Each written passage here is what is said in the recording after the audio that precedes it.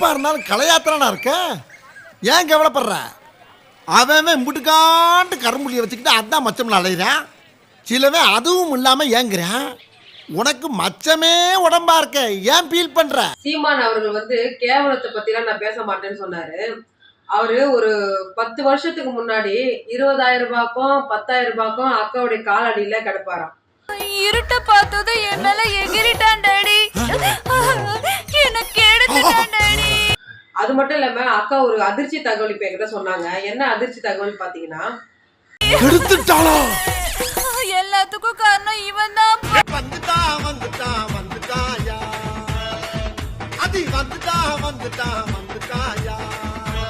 நான் தான் அன்னைக்கு கபடி விளையாடும் போதே சொன்னேன்லப்பா, என் பொண்டாட்டியை டச் பண்ணி 6 மாசம் ஆச்சுன்னு. எப்ப போனாலும் வகுத்த ஒழிக்கிறான்.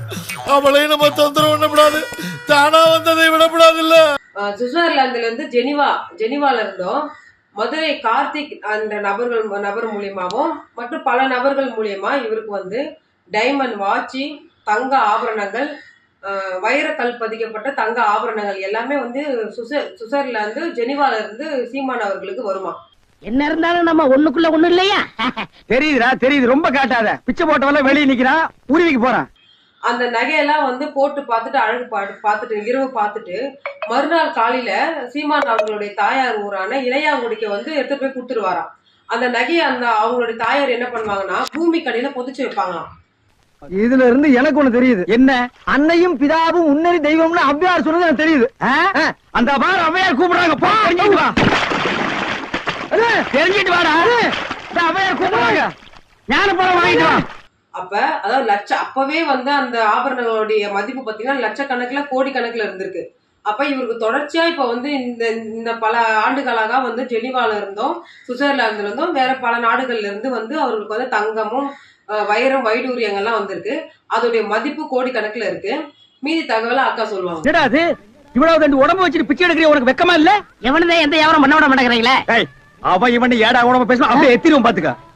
அதான் அம்மா எது சொல்லிட்டு இருக்கிறாங்கன்னா, நான் வந்து உங்களுக்கு டெலிகாஸ்ட் பண்ணி காமிச்சேன் ஞாபகம் இருக்கா? ஒரு செயின் ஃபர்ஸ்ட் ப்ரூஃப், அதில் வந்து சீவானோட இது பண்ணி ஒரு செயின். அதோட எஸ்டிமேஷன் வந்து அந்த வைரத்துக்கும் இதுக்கெல்லாம் வந்து அப்பவே கிட்டத்தட்ட 15 லட்சம் 20 லட்சம். டேய் அழகேசா, நான் கூட உன்னை என்னமோன்னு நினைச்சேன்டா. இந்த எவர்திங் ஏகாம்பரத்தை விட ஒரு ஸ்டெப் மேல போயிட்டடா. அதாவது 12 வருஷத்துக்கு முன்னாடியே வந்து அது 15 லட்சம் 20 லட்சம் நானே பார்த்திருக்கிறேன். அது வந்து கொஞ்ச நேரம் ஆனப்புறம் அவங்க அம்மா வீட்டுக்கு போயிடும். அப்படி இருந்தவர் வந்து இப்ப வந்து எனக்கு வாடகை கட்டவே எனக்கு வந்து காசு இல்லை அப்படின்னு சொல்லிட்டு இருக்கும்போது என் மேல அவரே கேட்டுக்கிறாரு, எனக்கு என் மேல இன்கம் டாக்ஸ் ரேட் போடுங்க, பாக்கலாம் அப்படின்ட்டு. மகனை வார ஒட்ட கட் பண்ணிடுவேன் போடா. கொஞ்சம் வந்து முதலமைச்சர் ஸ்டாலின் சார் வந்து கொஞ்சம் இவருக்கு மேல கொஞ்சம் இன்கம் டாக்ஸ் என்னன்னு பார்க்க வச்சு, இப்போ அந்த செயின் நாங்க சொன்னோம் இல்லையா, அந்த டைமண்ட் வைரத்தது, அது இப்ப இருக்கிற சீமான் கிட்ட அப்படின்னு கேட்டீங்கன்னா அவரால் சொல்லவே முடியாது. வந்து இப்ப நான் என்ன உங்கள்கிட்ட சொல்றது, தேவையில்லாத ஐடியெல்லாம் கொடுத்துட்டு நம்மளை இறக்கி விட்டு வெடிக்க பாக்குறானே. ஸோ இது எதுக்கு நாங்க சொல்றோம் அப்படின்னா, இப்ப எப்படியும் நாங்க கேஸ் எடுத்துக்கிறோம், மக்களுக்கு எல்லாமே தெளிவா தெரிவிட்டோம். அப்படியே இந்த கொஞ்சம் இந்த இன்கம் டாக்ஸ் விஷயமும் கொஞ்சம் எடுத்து எங்கன்னு வந்து ஃபண்டிங் ஆயிட்டு இருக்குது. அவர் இப்ப பிச்சை, நான் உண்மையிலேயே நேத்து கூட சொன்னாரு எனக்கு வாடகை கட்டவே காசு இல்லை அப்படின்னாரு. லட்சக்கணக்கில் முதலீடு போட்டு பிசினஸ் பண்ற, உனக்கு முதலீடு ஒரு கையை ஒரு தட்டு தானடா. ஐயா அவனுக்கு பிச்சை போடாதீங்கய்யா. அது உண்மையா இல்ல சுவிட்சர்லாந்துல இருந்து ஃபண்டிங் ஆயிட்டு இருக்குது உண்மையா? இதெல்லாம் கொஞ்சம் உள்ள போய் கொஞ்சம் திமுக அரசு கொஞ்சம் பண்ணி பார்த்தாங்க அப்படின்னா மக்களுக்கு இன்னும் கொஞ்சம் கிளாரிட்டி கிடைக்கும் அப்படின்னு தோணுச்சு இல்லமா?